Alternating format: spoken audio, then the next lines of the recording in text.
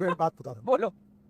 कोई भी मशीन यंत्र होता है, उसकी सर्विसिंग होती है। हाँ। सर्विसिंग में उसके स्पेयर पार्ट्स में कभी बहुत कम ज्यादा होता है। ठीक है। मैं ये नहीं दावा करता हूँ कि हमारे यहाँ कोई गड्ढे नहीं पड़े।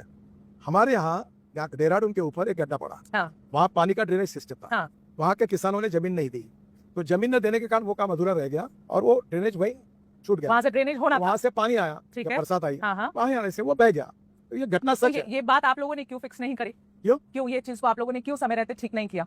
आपको जैसे ये घटना आइडेंटिफाई, उसको तुरंत काम करके ठीक किया। पहले ही होना था ना सर। पहली बात। हाँ। तो गड्ढा होने के पहले क्या मेरे को सपना आएगा ये होने वाला है? पर आपको पता था कि नीचे वहां ड्रेनेज नहीं हो पा रही है? नहीं होता मैडम, तब? ये टोटल 225 किलोमीटर का रोड है और उसमें 6 इंच में हाँ। वो पाइप कहाँ जुड़ा और कहीं नहीं जुड़ा है, ये कोई समझ नहीं सकता। ठीक है। ये जब पानी आता है, ठीक है। और पानी के कारण जब पानी आ गया और वो गिर गया तब ध्यान में आया, तो उसके बाद तुरंत उसको पाइप को दुरुस्त किया। हाँ। और उसको ठीक किया। ठीक है। अब मेरा सवाल आपसे ये है कि ARAI की रिपोर्ट जो लीक हुई है, जिसको आपने सार्वजनिक नहीं किया, ARAI की रिपोर्ट जो लीक हुई है, उस रिपोर्ट में ये बात 2-3 बात मानी गई हैं कि जो फ्यूल पंप है, जो रबर के पार्ट्स हैं, उनमें खराबी आ सकती है अगर आप E20 एथेनॉल यूज करते हैं, जो कि E10 कंप्लायंट इंजन है उसमें, और ये भी बात आई है कि माइलेज 6% तक कम हो सकता है। अब मुझे आप पहले ये बात बताइए कि नितिन गडकरी जी को तो ये पहले से पता होगा कि ARAI की रिपोर्ट में ये बात है, रिपोर्ट तो पहले की है, आप लोग उसको सार्वजनिक कर भी नहीं रहे, उसके बाद भी नितिन गडकरी जी ने लंबे समय तक ये बात मानी नहीं है। जनता पूछ रही है कि अब जब लीक हो गई रिपोर्ट तब गडकरी जी बोलते हैं हाँ माइलेज कम हुआ, पहले तो ये बात ही नहीं मान रहे थे। तो अब पहले आपसे कोई सवाल जो बोल रहे हैं उसका कोई संबंध नहीं, संबंध है। पहले दिन से कह रहा हूँ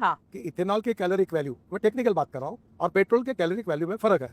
अब जब कैलोरिक वैल्यू अलग आती है तो उसमें नेचुरली जो बताया उसमें फर्क रहता है। तो आप सबको पेड कैंपेन बोलेंगे, आप कहेंगे सब पेड कैंपेन है, सब ऐसे लोग हैं, ऐसे नहीं, जनता के भी सवाल है ना सर, कभी तो मान लेना चाहिए। अभी आपको ड्यू रिस्पेक्ट वे, हाँ, मेरे खिलाफ सोशल मीडिया पर एक आया क्या कि गन्ने का जूस गाड़ी में डाल रहा हूँ मैं, चीटी आ रही है और चीटी आ रही है। वो तो गलत था, समझ आया। मुझे बताइए कि चीटी आती है इसमें? अब आपको नहीं, वो गलत है, वो मानते हो। आपको एक मालूम है इथेनॉल अल्कोहल है। हाँ। अब ब्रांडी और विस्की जो बॉटल खोल के पीते हैं तो उसको चीटी लगती है कहीं?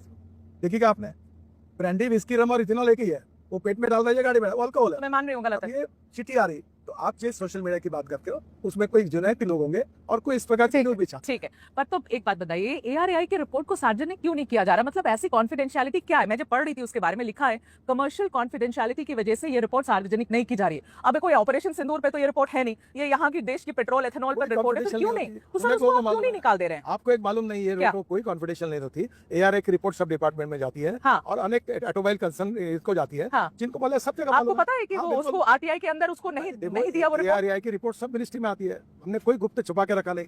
तो फिर उसको आप ही क्यों नहीं रिलीज कर देते? आप रिलीज कर दे दीजिए जनता को। ऐसी पद्धति नहीं, ऐसे 1000 रिपोर्ट्स आते हैं। पर ये एक रिपोर्ट तो लोग जानना चाहते हैं ना सर। जो जानना चाहता है उसको मिल गया रिपोर्ट, वो राइट ऑफ इंफॉर्मेशन भी मांग सकता है, रोका किसने है? अच्छा ठीक है, आप मुझे जरा एक बात बताइए गडकरी जी, मतलब आप एथेनॉल की बात आप 2004 से करते आ रहे हैं, बात मतलब मेरे सामने भी आपने कितनी बार बायोफ्यूल्स की बात करी, ऑल्टरनेट फ्यूल्स की बात करी, देश को आगे बढ़ाना है, सब लोग ये बात समझते हैं, लेकिन इतने सारे सवाल जवाब इस बार आपको समझ में आ रहा है कि सबसे ज्यादा टारगेट आपको किया जा रहा, क्यों? क्योंकि देश की जनता अभी सीरियसली कंफ्यूज है कि नितिन गडकरी जी के पास पेट्रोलियम का कारभार है कि इनके पास ट्रांसपोर्ट का डिपार्टमेंट है। लोग को लग रहा है कि कोई भी पेट्रोलियम, कोई भी ethanol, anything biofuel Nitin Gadkari से पूछो। आपके पास तो पेट्रोलियम मिनिस्ट्री है नहीं। एक्चुअली जनता सारे सवाल आपसे पूछ रही है क्योंकि आप एथेनॉल के ब्रांड एम्बेसडर बन के बैठे हुए। आप तो पहली बात तो आप नसीब की आपने इथेनॉल का कहा, इस देश में 22 लाख करोड़ का पेट्रोल डीजल का इंपोर्ट होता है। हाँ।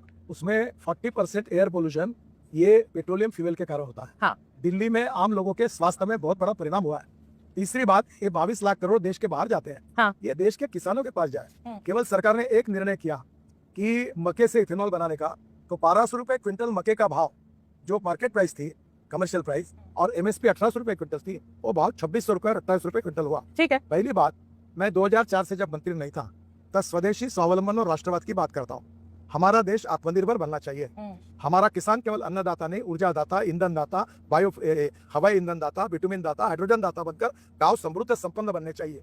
आप सबसे पहले एक बात बोलते नहीं जिनकी आवाज आपके पास नहीं पहुंची, इस देश के किसानों के जेब में एडिशनल 2 लाख करोड़ रुपए पहुंचे ये इथेनॉल के कारण। ठीक है। दूसरी बात है, मैं इथेनॉल की बात करता हूँ, मैं मिथेनॉल की बात करता हूँ, मैं हाइड्रोजन की कार की बात करता हूँ, मैं इलेक्ट्रिक की सब गाड़ी लॉन्च मैंने की, अल्टरनेटिव फ्यूल और बायोफ्यूल की बात करता हूँ। मेरा मंत्रालय इंजन के जो मशीन है उसके स्टैंडर्ड्स तय करता है, उसके स्पेयर पार्ट्स के, और जो उसको मान्यता देता है स्टैंडर्ड्स को।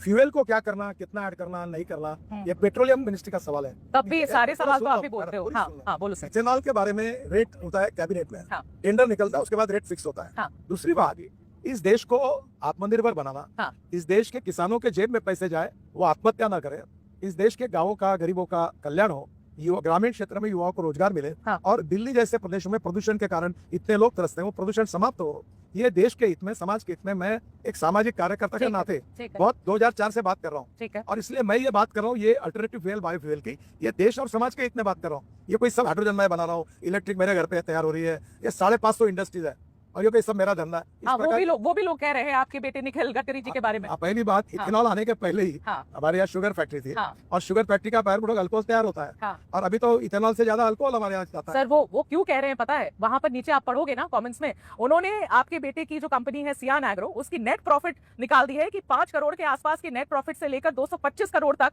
इनकी नेट प्रॉफिट पिछले 5 सालों में 4500% ऊपर बढ़ गई है। ये भी वो कह रहे हैं कि आपकी कंपनी की रेवेन्यू 17 करोड़ से 510 करोड़ एक साल में बढ़ गई है। इसीलिए सवाल उठ रहे हैं। बात बताऊं, हाँ। अगर कोई बात झूठ बोलने से डिफेमेशन केस होती है, हाँ। आपने जो पढ़ा इसके ऊपर मैं आपके ऊपर डिफेमेशन केस भी कर सकता हूं। कर सकते हैं। पहली बात, आप झूठ बोल रही है, यही अवेलेबल है। सोशल मीडिया का क्या रेफरेंस दे रही हूँ मैं? अधिकृत आप जाओ, आप ठीक है, बताइए। पहली बात बताइए। मेरा, हमारे बेटे का मुख्य पावर का है, हाँ। शुगर का है, हाँ। एक्सपोर्ट का है, ठीक है, उसके साथ और छोटे छोटे उद्योग है, हाँ। उसका टोटल ग्रुप का टर्नओवर जो है, वो टर्नओवर में इथेनॉल का 10% भी नहीं। ठीक है, और ये तो ये आंकड़े गलत है। 100% गलत है। ओके। दूसरी बात, मैं सेबी में कंपनी रजिस्टर है, ठीक है, शेयर वैल्यू कम ज्यादा होती रहती है। हाँ। अब वो शेयर वैल्यू जब बढ़ी थी, हाँ। तो उसने उसका उल्लेख करके लिखा हुआ है, और ये कंपनी इसके अंदर है, सेबी के इसमें कंट्रोल होती है, ये बातें जाहिर बातचीत होती नहीं। ठीक है, ये पूरी तरह झूठे आंकड़े देकर, ये मालूम ही नहीं उसको। तो ये गूगल के आंकड़े हैं सर? अरे भाई, अरे गूगल तो आप बोलो ना, मैं डिफेमेशन सूट डाल दो आपके ऊपर। ठीक है, आप किसी भी बात पर आप उसका आधार बन के पूछोगे, हाँ। You take the responsibility. So this is incorrect. Okay, पहली बात कि टोटल इथेनॉल का टर्नओवर 10% भी नहीं। ठीक है, उस कंपनी में। हाँ, और उसमें बाकी भी शुगर है, हाँ। वो लॉस मेकिंग है। 1600 करोड़ का कर्जा है बैंकों का, हाँ। 1600 करोड़ का कर्जा है आपके ये सियान कंपनी के ऊपर 1600 करोड़ का कर्जा है। हाँ, पूरे इस पे ग्रुप पर। और कंपनी लॉस मेकिंग है? नहीं, कंपनी थोड़ा प्रॉफिट करती है। ओके। अनेक जगह दिक्कत ऐसे चलती है, शुगर फैक्ट्री की स्थिति अच्छी नहीं है। आप अच्छा, ठीक है, उसमें नहीं जाते हैं आप। मैं एक बात बताता हूँ, हाँ। इसके लिए गवर्नमेंट के 10 डिपार्टमेंट है, राइट ऑफ इन्फॉर्मेशन में, जिसको निकालना निकालिए। ठीक है, मेरे बेटे का हाँ। और कोई इथेनॉल का कोई संबंध नहीं। ठीक है, हमारी शुगर फैक्ट्री हाँ। इथेनॉल शुरू होने के पहले शुरू हुई थी, ये गलत वो मुझे पता है। हाँ, वो मुझे पता है। हाँ, मैं हाँ। इथेनॉल, इलेक्ट्रिक, हाइड्रोजन, हवाई ईंधन, हाँ। अल्टरनेटिव फ्यूल, बायोफ्यूल की बात जो कर रहा हूँ, ठीक है, ये मैं राष्ट्र और समाज के हित में बात कर रहा हूँ। ठीक है, कि हमारा इंपोर्ट बचे। ठीक है, जो गांधी जी कहते थे आत्मनिर्भर भारत बने, हाँ। क्या देश का 22 लाख करोड़ देश के बाहर जा रहा है, ये ठीक है? तो देश में 40% जो पोल्यूशन हो रहा है पेट्रोलियम फ्यूल के कारण, हाँ। ये पूरी दिल्ली के लोग ग्रस्त है, हाँ। ये ठीक है? क्या अभी लड़ाई की स्थिति आई, हाँ। गैस पेट्रोल की टेंशन आई, हाँ। हमारी अड़चने पैदा नहीं होनी चाहिए, इसके लिए हमने आत्मनिर्भर नहीं बनना चाहिए? हाँ, बनना अरे चाहिए। ये करना, हाँ। इसकी बात करना अगर गुनाह है, तो मैं गुनाह करता हूँ। ठीक है, तो आप जो बात कर रहे हैं सर, ये मैं कुछ आंकड़े निकाल रही थी कि कितना फॉरेन एक्सचेंज बचा है।